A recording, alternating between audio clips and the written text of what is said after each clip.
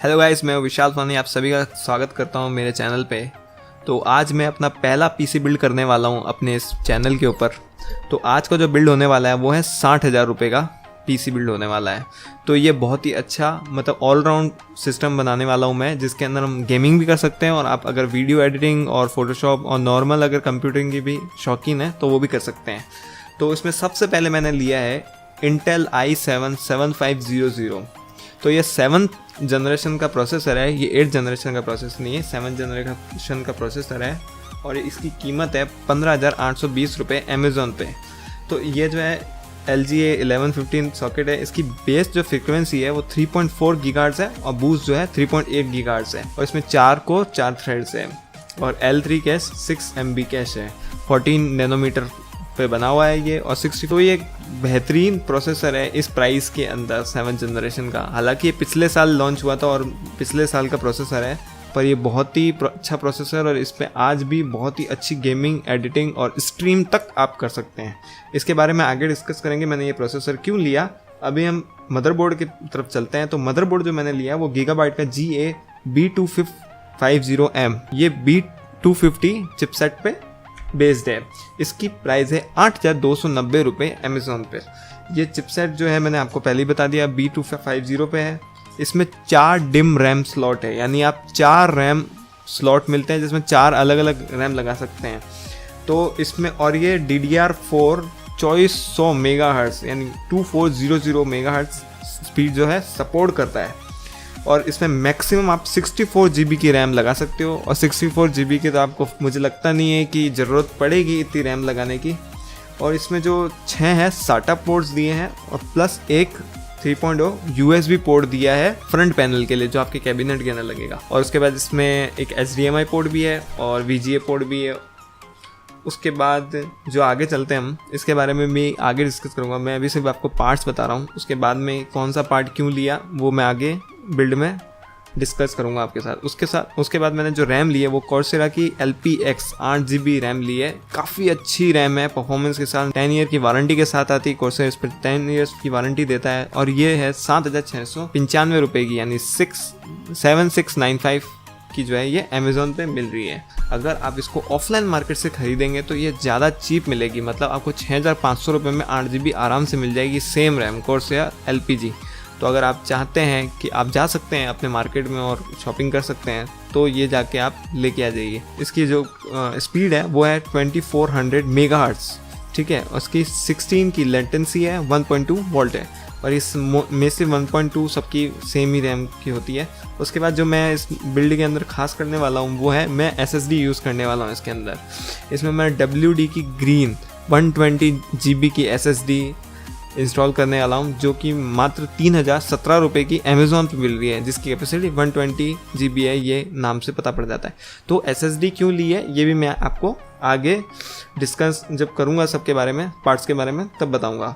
उसके बाद मैंने लिया WD की blue 1 TB SSD, best seller है ये अमेज़ॉन पे। ये आपको 3300 से 3400 रुपीज़ की मिल जाएगी, ऑफलाइन में लें चाहे अमेज़ॉन से लें सेम प्राइस मिलेगी। 1 TB की 7200 RPM में ध्यान रखिएगा, जब भी आप हार्ड डिस्क लें तो उसे 7200 RPM वाली ही है, उससे कम वाली में आपको स्पीड का फ़र्क डिफरेंस जो है वो दिखने का, क्योंकि आपका बिल्ड तो बहुत पावरफुल होगा पर आपकी हार्ड डिस्क इतनी पावरफुल नहीं होगी कि उसको प्रोसेस कर पाए।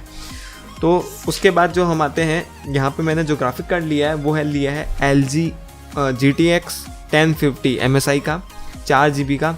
यहाँ पे काफ़ी लोग मुझे कहेंगे कि 1060 क्यों नहीं लिए आपने, 3 GB सेम प्राइस में मिल रहा है। तो वो भी मैं आपको आगे बताऊँगा।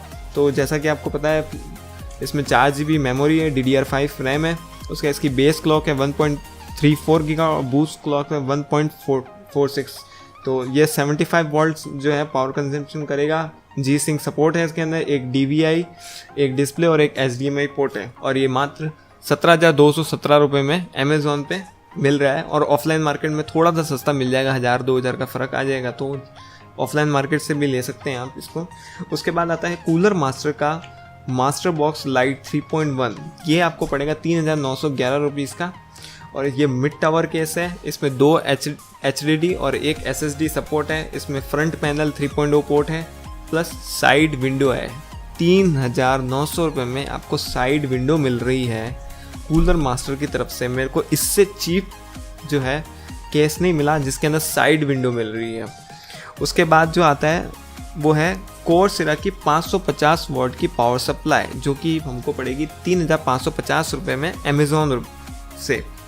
और ये जो पावर सप्लाई मैंने 550 वॉट इसलिए लिए कि इन फ्यूचर अगर आप थोड़ा ग्राफिक कार्ड हैवी लेते हैं, यानी कि अगर ग्राफिक कार्ड की रेट डाउन होती है, जैसा कि अभी जून या जुलाई में नए ग्राफिक कार्ड्स आने वाले हैं एनवीडिया के, तो हो सकता है कि GTX 1060 की प्राइस कम हो जाए, तो आप अपग्रेड करते हैं तब ये 550 वॉट की पावर सप्लाई काम आ जाएगी। वैसे इस पूरे बिल्ड को 320 वॉट से ज़्यादा नहीं लगना है पावर, पर मैंने 550 वॉट पहले से ही लिया जिससे फ्यूचर प्रूफ है, क्योंकि 3 ईयर की वारंटी तो खुद पावर सप्लाई की मिल रही है आपको। तो ये हमारा पूरा बिल्ड है, उसके सारा मैंने आपको पार्ट्स को बता दिया। ये हमारा बिल्ड पूरा 60,300 रुपये का समथिंग का पड़ेगा।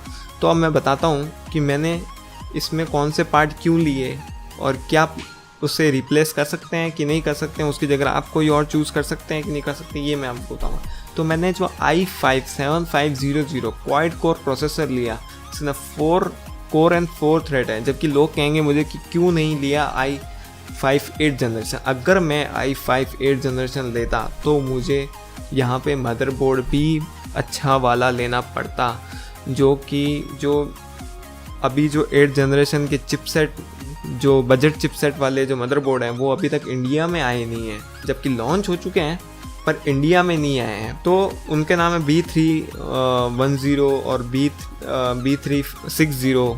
ये जो है चिपसेट हैं, जैसे B250 था उसकी जगह B360 जो है वो मदरबोर्ड है, वो 8-9 हज़ार का इसी रेंज में होना चाहिए मदरबोर्ड, पर अभी तक इंडिया में नहीं आया है, तो अभी मैं उसे नहीं ले रहा।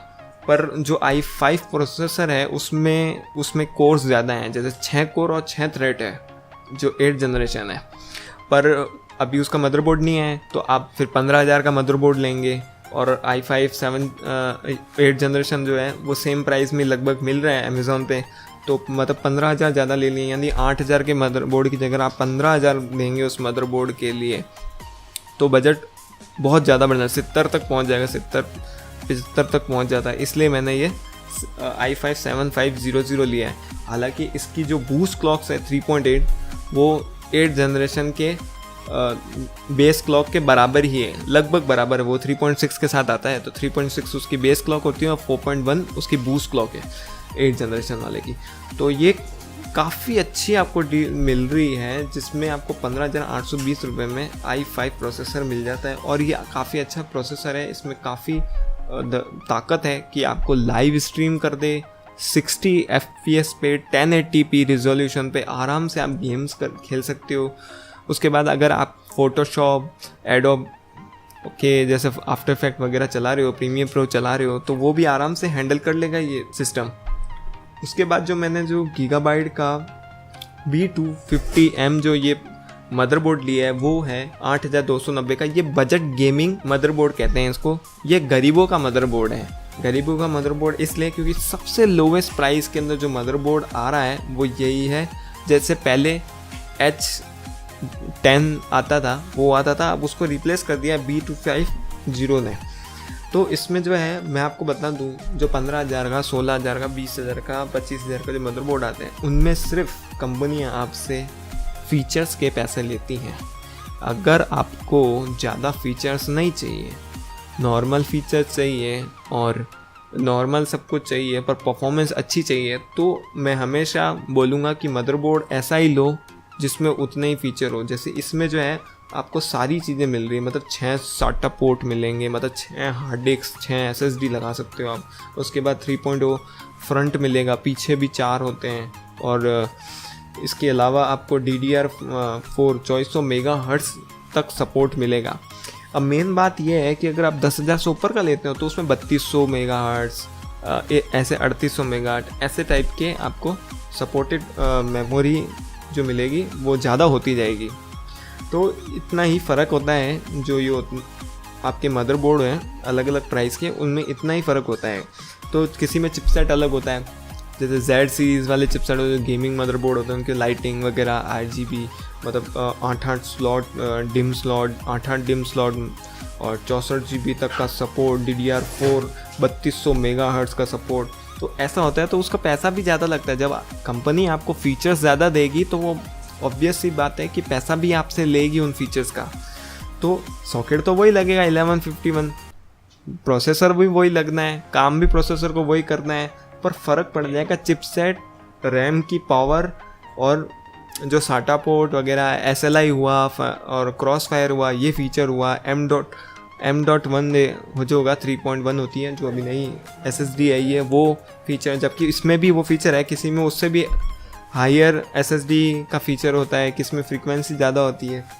तो ऐसे फ़र्क जो होते हैं उससे जो ये फीचर्स हैं इनकी वजह से मदरबोर्ड की प्राइस बढ़ती रहती है। तो मैंने यहाँ पे 8290 का B250 वाला गीगाबाइट का मदरबोर्ड इसलिए यहाँ पे लिया, जो कि 7th जनरेशन के साथ आराम से हम लगा सकते हैं। उसके बाद जो आता है कोर्सेरा की रैम 8 GB मैंने क्यों ली, तो ये सबसे बेस्ट जो रैम, अगर मैं कहूँ रैम के मामले में सबसे बेस्ट कोर्सेरा की रैम है। 10 साल की वारंटी के साथ में आती है। 2400 मेगाहर्ट्ज़ आपका ब्राउज़र बोर्ड सपोर्ट करता है, 2400 मेगाहर्ट्ज़ है, तो इससे बेस्ट रैम और क्या मिलेगी।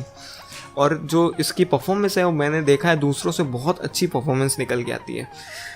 तो इसलिए मैंने जो है 8 GB की कोर्सेरा की LPX रैम जो है वो इस बिल्ड में यूज़ किए। उसके बाद मैं आता हूँ WD की SSD मैंने 120 GB क्यों की, 3000 रुपये में और क्यों खर्च कर रहा हूँ। तो इसमें क्या है कि जब हम WD की ब्लू 1 TB हार्ड डिस्क जो मैंने सिस्टम में यूज़ करी है 7200 RPM में, उसको यूज़ करते हैं तो जो आपका जो प्रोसेसर है वो तो बहुत अच्छा काम करने वाला है, पर हार्ड डिस्क जो है इतनी फास्ट नहीं है कि वो उसे प्रोसेस जल्दी करके दें। जो ऐसे हार्ड डिस्क की स्पीड होती है मैक्सिमम जो 7200 RPM पे करेगी, वो 100 से 200 Mbps की स्पीड आपको देगी, जबकि जो WD ग्रीन है वो आपको 400 से 450 MB पर सेकंड डेटा ट्रांसफ़र स्पीड देगी, जो कि 1 TB से डबल से भी ज़्यादा है। तो आप देख लीजिए जब आप प्रोग्राम खोलेंगे तो बहुत फास्ट खुलेंगे। तो मैं मानता हूँ कि आप जो अपने वीडियो, मूवी और जो गेम्स हैं उनके लिए 1 TB हार्ड डिस्क को यूज़ करें, और जो ऑपरेटिंग सिस्टम और सॉफ्टवेयर जो आप इंस्टॉल करेंगे वो SSD पे इंस्टॉल कीजिए, जिससे जब भी आपका ऑपरेटिंग सिस्टम चलेगा वो बहुत फास्ट चलेगा, वो बूट लोड जल्दी होगा, बूट जल्दी हो जाएगा, शट डाउन जल्दी हो जाएगा, जो भी आप प्रोग्राम खोलोगे वो इंस्टेंटली खुलेंगे। अगर आप प्रीमियम प्रो आफ्टर इफेक्ट चला रहे हैं तो उसमें जल्दी रेंडर निकलेगा, रेंडर की स्पीड में भी इसमें बहुत फ़र्क पड़ जाता है।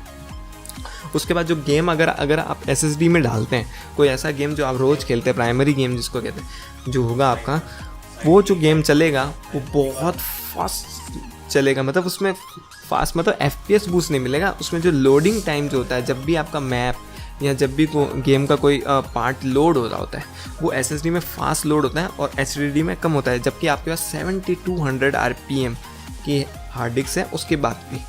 तो इस हार्ड डिस्क में आपको फ़ायदा ये मिलेगा कि ये थोड़ी सी फास्ट होती है, नॉर्मल जो हार्ड डिस्क 5200 RPM की जो आती है। उसके बाद जो मैं बताता हूँ आपको, जो मैंने GTX 1050 Ti ही क्यों लिया, 1060 क्यों नहीं, 3 GB। अब यहाँ पे 1060 जो ग्राफिक कार्ड है वो थोड़ा हैवी ग्राफिक कार्ड है और उसकी 18-19 हज़ार रुपये की जो प्राइस पॉइंट आ रहा है, तो उसमें जो है आपको बॉटल नेक के चांसेस बढ़ जाते हैं जब ग्राफिक कार्ड पे आप गेमिंग करेंगे। तो गेमिंग करेंगे तो ये फ़र्क हो जाएगा, तो इसलिए मैंने 1050 Ti 4 GB का जो है ये एक्सट्रीम एडिशन है। अगर वहीं आप 1060 का नॉर्मल ग्राफिक कार्ड खरीदेंगे तो वो आपको 18 से 19 हज़ार में पड़ेगा, जबकि एक्सट्रीम वगैरह एडिशन जो है वो 22-23 हज़ार रुपये का 3 GB वाला जो है वो आपको पड़ेगा। तो इसमें क्या है, ये पहले से बूस्टेड है, तो इसमें 1.46 की आपको बूस्ट गीगाहर्ट्ज़ मिल जाएगी और ये आराम से आपको 60 FPS 1080p पे आराम से निकाल के देगा। और GTA 5 और ऐसे गेम में तो ये आपको 100 तक भी पहुंचा सकता है। तो इसलिए मैंने GTX 1050 जो है यहाँ पे चूज़ किया। तो ये बॉटल नेकिंग का जो मैं आपको बता रहा हूँ, ये मैं इन फ्यूचर आपको इस पर पूरा एक वीडियो बनाऊंगा जिसमें आपको बताऊंगा कि बॉटल नेक क्यों होती है, कैसे उसको कम कर सकते हैं हम। कभी भी मैं एक बात बता दूं आपको, बॉटल नेक ख़त्म नहीं कर सकते, कितना ही बैलेंस पीसी बना लें आप, बॉटल नेक जो है वो कभी ख़त्म नहीं होगा। किसी ना किसी प्रोग्राम में जो नॉन पर्पस, यानी जब भी हम कंप्यूटर बनाते हैं तो किसी पर्पस से बनाते हैं, तो उसके अलावा जब हम काम करते हैं, अगर जिस पर्पस से उस पीसी को बिल्ड ही नहीं किया गया और उसको चलाया जा रहा, तो हमेशा बॉटल नेक होगा। यहाँ तो वो कम में करेगा या ज़्यादा में करेगा, यानी कि आपने ऐसा प्रोग्राम चलाया जो सिस्टम का पूरा पावर ही नहीं ले पा रहा, आधा भी नहीं ले पा रहा, तो अब वो जो सिस्टम है प्रोग्राम को बॉटल नेक करेगा उसमें काफ़ी जगह, क्योंकि सिस्टम चल ही नहीं रहा है, इतनी जो उसकी कैपेसिटी है वो उस पर काम ही नहीं कर रहा है, वो सोते सोते आराम से काम कर रहा है, तो वो बॉटल नेक ही होता है। और अगर कोई ऐसा प्रोग्राम चला लिए या आपने बनाया है सिस्टम नॉर्मल यूज़ के लिए या एडिटिंग वगैरह के लिए बनाया, और आपने गेम खेला हैवी एंड वाला और उसमें आपने ग्राफिक कार्ड इतना अच्छा नहीं लगा है, तो वहाँ पे, और आप बोल रहे हो कि मेरे को तो 4K गेमिंग करनी है, तो वहाँ पे जो आपका ग्राफिक कार्ड और प्रोसेसर है वो बॉटल नेक करेंगे एक दूसरे को। तो इसमें जो बॉटल नेक है, मैं इन फ्यूचर आपको पूरी डिटेल में कहानी समझाऊंगा कि क्या होता है बॉटल नेक और इससे हम बच्चे कैसे और कैसे कैसे टाइप के बॉटल नेक्स होते हैं। तो उसके आगे मैंने जो यहाँ पे आगे कूलर मास्टर का जो कैबिनेट लिया है, तो ये मिड टावर काफ़ी क्लीन और विंडो, साइड विंडो के साथ में आता है, बहुत ही अच्छा डिज़ाइन है इसका। तो 3,900 रुपये में मुझे सबसे अच्छा जो केस लगा वो यही लगा। इसमें सारे फीचर हैं जो मुझे चाहिए। 3.0 पोर्ट है, आपको बढ़िया विंडो पैनल दिख रहा है जिससे आप अंदर के पार्ट्स दिखा सकते हैं अपने, डिज़ाइन भी अच्छा है, तो इसलिए मैंने ये वाला जो केस है वो लिया। उसके बाद मैंने पावर सप्लाई 550 लिए, मैंने आपको पहले ही समझा दिया 550 लिए। जो 500 या 450 है उस पर ज़्यादा फ़र्क नहीं आता, 2800 रुपये की हैं, ऐसे कि 2800-2700 रुपये की पड़ती। मैंने 500-600 रुपये और ज़्यादा दे के 550 लिया फ्यूचर प्रूफ के लिए। मतलब अगर मैं इन फ्यूचर अगर 1060 अपग्रेड कर दूँ, या 1060 की प्राइस कब हो जाए और 1060 अपग्रेड कर दूँ नॉर्मल वाले पे, नॉर्मल जो एडिशन आता है उसका, तो फाउंडर एडिशन जैसे कहते हैं, तो फाउंडर एडिशन वगैरह आते हैं तो सस्ते में जैसे 15,000-16,000 हो जाता है, तो मैं वो ले लूँ तो अपग्रेड करके मेरा काम चल जाएगा। नहीं तो मुझे पावर सप्लाई भी फिर बाद में अपग्रेड करनी पड़ेगी, और ये पावर सप्लाई जो बचेगी 450 वो भी मेरे काम की नहीं लगी, 1050 भी मेरा काम का नहीं रहा।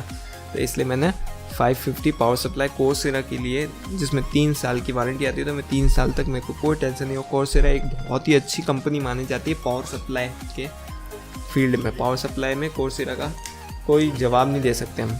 तो ऑल ओवर ये पीसी जो हमने बिल्ड किया है ये 63,050 रुपीज़ समथिंग का पड़ेगा हमको, और ये बहुत ही अच्छा दमदार पीसी है गेमिंग के लिए कह दो, चाहे आप अगर वीडियो एडिटिंग करते हैं उसके लिए कह दो। हाँ, हालांकि उतनी परफॉर्मेंस नहीं देगा जो i7 जो 7700 या 7700 के जो 7th जनरेशन का प्रोसेसर था वो दे रहा था, बट ये जो 60,000 का मैंने प्राइस पॉइंट रखा है उसमें सबसे बेस्ट है। इसके अलावा अगर आप इसकी जगह स्वैप करते हैं, जैसे i7 ले लेते हैं और ले लेते हैं i5 की जगह, जो इस मदरबोर्ड पे आ जाएगा, पर उसमें दिक्कत यही आएगी कि i7 लगाने के बाद आपके 8-9 हज़ार ऊपर हो जाएंगे। तो पहले ही 8 हज़ार ऊपर हो जाएंगे, तो बिल्ड 70 से ऊपर हो जाएगा। फिर आप ग्राफिक कार्ड में कॉम्प्रोमाइज़ करेंगे तो इसके नीचे ग्राफिक कार्ड आता ही 2 GB का 1050 है, वो आपको उतनी परफॉर्मेंस नहीं देगा जितनी आपको परफॉर्मेंस मांगोगे। सिर्फ वीडियो एडिटिंग हो जाएगी आपकी। अगर आप वीडियो एडिटिंग ही करना चाहते हो तो 1050 नॉर्मल और i7 के साथ में पेयर अप करके आप 63 के अंदर ही अच्छा सिस्टम बिल्ड करना चाहते हो। पर आप चाहते हो कि मेरे को तो एडिटिंग भी करनी है, मेरे को तो गेमिंग भी करनी है, मेरे को तो स्ट्रीमिंग भी करनी है, तो ये सबसे अच्छा बिल्ड है इस बजट के अंदर। मैं पहले ही बता दूं, इस बजट के अंदर 60,000 के बजट के अंदर, तो ऐसा नहीं कहें बाद में कि भाई आपने तो बोला सबसे अच्छा पीसी है, इसके अलावा तो 70, 80, 90 हज़ार में लाइव स्ट्रीमिंग वाले और भी तगड़े पीसी बन रहे हैं। भाई मेरा बजट ही 60 का था, तो इसलिए 60,000 के अंदर ये बढ़िया सा सिस्टम जो है रेडी होके सामने आया। तो आई होप आपको ये वीडियो पसंद आया होगा।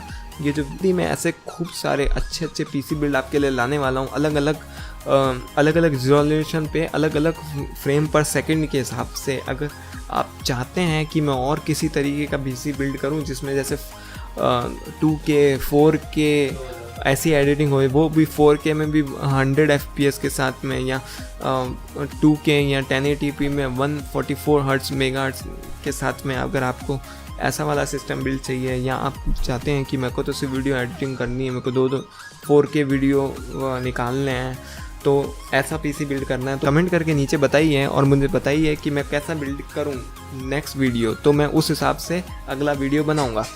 और अगर आपको ये वीडियो पसंद आया है तो लाइक कीजिए, और अगर आप नए हैं तो इस चैनल को सब्सक्राइब कीजिए, क्योंकि मैं ऐसे ही मज़ेदार पीसी बिल्ड और टेक्निकल सॉल्यूशन और टेक न्यूज़ वगैरह लेके आता रहूँगा आपके लिए। तब तक के लिए अलविदा, गुड बाय, शब्बा खैर।